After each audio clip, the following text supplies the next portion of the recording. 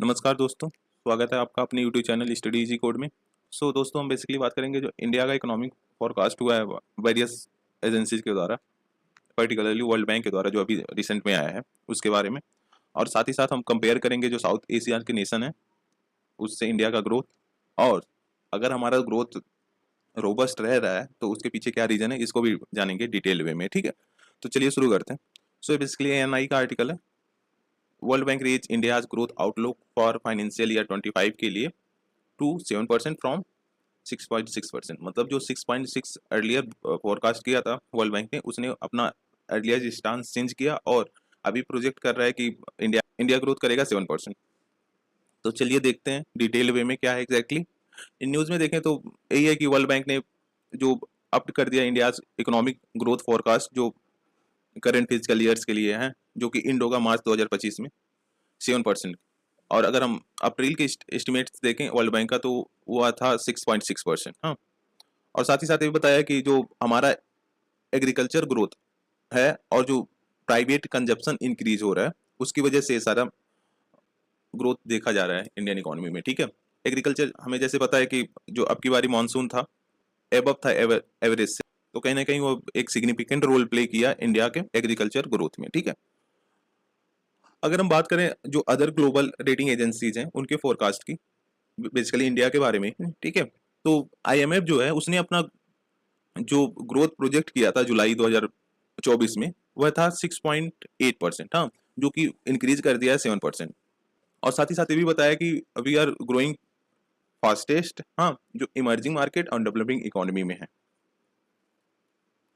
ठीक है, अगर हम एशियन डेवलपमेंट बैंक की बात करें तो इसने बताया कि 2024 में जो हमारा ग्रोथ रहने वाला है, ठीक है, वो 7% का रहेगा। जो फाइनेंशियल ईयर 2024 का है वह 7% रहने वाला, और जो फाइनेंशियल ईयर 2025 का है वो कहीं ना कहीं 7.2 का ग्रोथ देखा जाएगा। हाँ, और ये भी रिटरेट किया कि that India's growth will remain robust, मतलब जो इंडिया का ग्रोथ है काफी मजबूत रहने वाला है अपकमिंग ईयर्स में। ठीक है, तो एशियन डेवलपमेंट आउटलुक है, उसने बोला कि जो एबव एवरेज मानसून रहा है दिस ईयर वह कहीं ना कहीं एक इम्पोर्टेंट रोल प्ले किया है स्ट्रॉन्ग एग्रीकल्चर ग्रोथ में।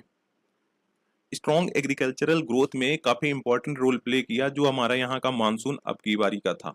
हमें जैसे देखा कि most of the part of India में काफी हैवी रेनफॉल हुआ। ठीक है, जो नॉर्दर्न यूपी हो गया, यूपी में हो गया, ठीक है, नॉर्दर्न अदर जो इंडिया के स्टेट्स हैं काफी हैवी रेनफॉल देखा गया, जिसकी वजह से जो हमारा राइस का प्रोडक्शन है वो भी काफी जंप किया, और साथ ही साथ वीट वगैरह के प्रोडक्शन में भी एक तरह से ग्रोथ देखा जा रहा है। ठीक है, और जो वर्ल्ड फाइनेंसिंग बॉडी है उसने बताया कि जो हमारा रोबस्टनेस है और जो स्ट्रेंथ है डोमेस्टिक डिमांड में, और जो साथ ही साथ जो हमारा जो वर्किंग एज पॉपुलेशन है वो ग्रो कर रहा है, कहीं ना कहीं ये सारे जो फैक्टर हैं playing a very significant role in the growth of country's economy. ठीक है, आरबीआई ने प्रोजेक्ट किया कि हमारा ग्रोथ 7.2 का रहने वाला है इस फाइनेंशियल ईयर। ठीक है, जो कि जो इसका पहले का स्टांस था उसको रिट्रेट किया है।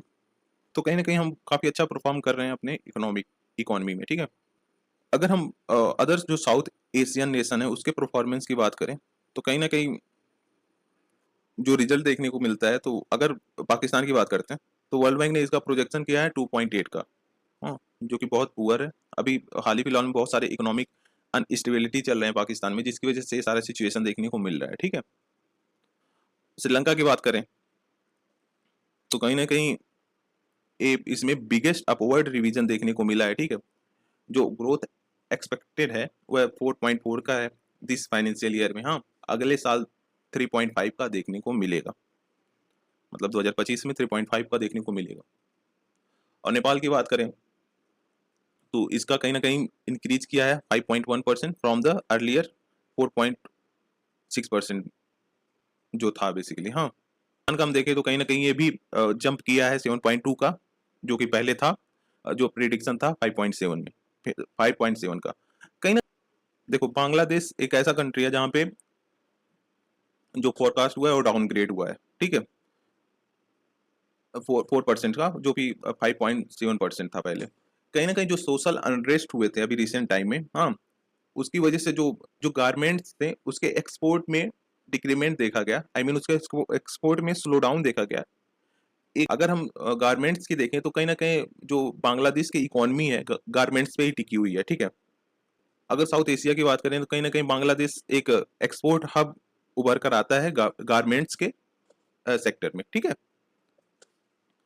अब जब हम बात करते हैं कि हमारा जो इकोनॉमिक ग्रोथ है अदर साउथ एशियन नेशन से काफ़ी अच्छा रह रहा है, ठीक है, जो प्रोजेक्शन है अदर साउथ एशियन से काफ़ी अच्छा रह रहा है, तो इसके पीछे का क्या फैक्टर्स है उसको जान लेते हैं, ठीक है।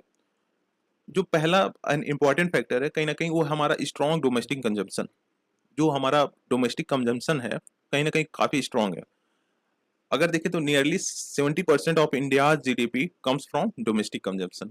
जो हमारा 70% जीडीपी है वह जो हम डोमेस्टिकली कंज्यूम करते हैं, जैसे जो हमारा पॉपुलेशन है वो कंज्यूम करता है, उससे हमारा 70% जीडीपी का ग्रोथ होता है। हाँ, अगर हम रैंक्स में देखें तो कहीं ना कहीं जो हमारा रैंक है ग्लोबली कंज्यूमर मार्केट में वह फोर्थ लार्जेस्ट है। समझ रहे हो, फोर्थ लार्जेस्ट कंज्यूमर मार्केट है हमारा कंट्री। और साथ ही साथ हमारा मैन्युफैक्चरिंग ग्रोथ जो देखा जा रहा है 9.9% का देखा गया फाइनेंशियल ईयर 2023-24 में, वो भी एक सिग्निफिकेंट रोल प्ले कर रहा है इंडिया के ग्रोथ में, ठीक है। जैसे अगर हम बात करें जो एक्सपोर्ट की, तो कहीं ना कहीं एमएसएमई हमारा 50% एक्सपोर्ट अकेले ही कवर करता है। कहीं ना कहीं जो हमारा एक्सपोर्ट आता है एमएसएमई से 50% एक्सपोर्ट आता है। और साथ ही साथ जो हमारा फॉरेक्स रिजर्व बढ़ रहा है वो भी एक काफी सिग्निफिकेंट रोल प्ले कर रहा है इसके ग्रोथ में, ठीक है। कहीं ना कहीं देखो अभी हाल ही में एक रिपोर्ट आया था, मैंने इस पे वीडियो भी बनाया था कि हमारा जो फॉरेक्स रिजर्व इंक्रीज हो गया है वो है 704 बिलियन हो गया डॉलर, ठीक है। इससे क्या होता है बेसिकली, जैसे बहुत सारे इकोनॉमिक अनस्टेबिलिटी अगर ग्लोबली लेवल पे फेस किया जा रहा है, तो अगर हमारा फॉरेक्स रिजर्व ज्यादा है तो कहीं ना कहीं हम उसको कॉप अप कर लेते हैं। मतलब जो इकोनॉमिक अनस्टेबिलिटी ग्लोबली आ रहा है उसको हम कॉप अप कर सकते हैं, ठीक है। तो कहीं ना कहीं देखिए हमारा ग्रोथ इतना देखा गया बेसिकली, हमारा जो फॉरेक्स रिजर्व 704 बिलियन हो गया है डॉलर।